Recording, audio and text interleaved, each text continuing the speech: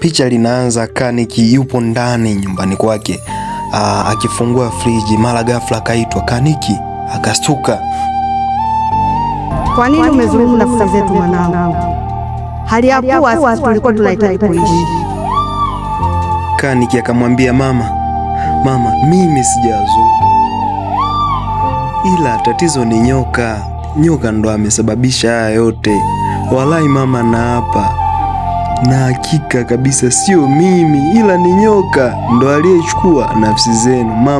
Mama, mimi nawapenda sana, nawapenda sana mama, na yote yamesababishwa na nyoka, na sio kwamba nilipenda, ni tamaa za mali mama.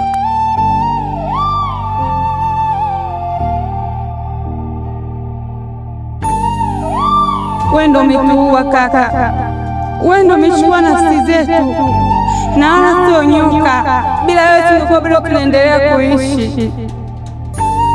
Umezulumu nafsi zetu kaka.